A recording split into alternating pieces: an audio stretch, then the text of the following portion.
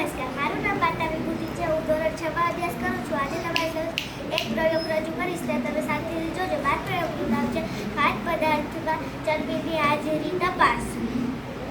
તો પહેલા એક આપેલા ખાદ્ય પદાર્થમાં ચરબીની હાજરી છે કે નહીં તે તપાસો. તેની સાધન સામગ્રી એક સફેદ કાગળ લેશું અને બાજરીનો ભૂકો, તલનો ભૂકો અને નારિયેળનો ભૂકો લેશું. અને હવે આપણે બાજરીનો ભૂકો ઘસીશું.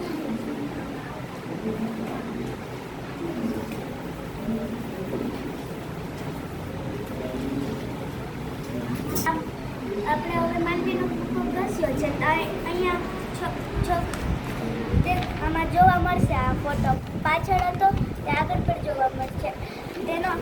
આનું કારણ છે કે આને આપણે ધ્યાનથી આમ રાખીને જોશું, પાછળ પણ દેખાવા મળશે. આમાં નિર્ણય, આમાં ખાદ્ય પદાર્થમાં ચરબીની હાજરી છે.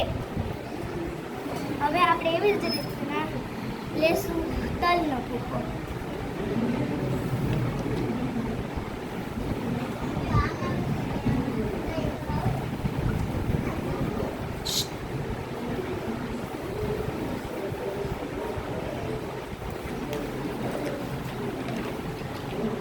આપણે જોઈશું આમાં પણ આપણને તે છોકરાનો ફોટો જોવા મળશે.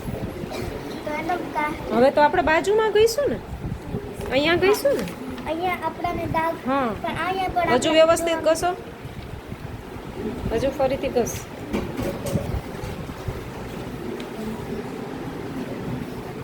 આમાં જોઈશું આપણને જોયું આમાં પણ ચરબીની હાજરી છે, કારણ કે આમાં પણ તેલી દાગા જોવા મળે છે. નારિયેળ એના માટે અલગ જગ્યા ગોતજો. હવે આપણે આની ઘસ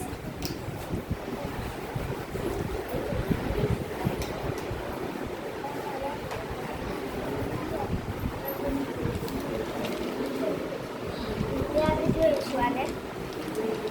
આમાં પણ કાગળ કેવો બને છે? કાગળ પારભાજક બને છે. આમાં તેલી ડાઘા પણ જોવા મળે છે. એનો મતલબ છે કે આમાં પણ ચરબીની હાજરી છે. અને જો આવી રીતે આપણે કંઈ બીજું ઘસ્યું હોત ને આપણને તેલી ડાઘા ન જોવા મળ્યા હોત તો તેમાં પારભાજક પણ ના હોત ને તેમાં ચરબીની હાજરી પણ ના હોત. સરસ.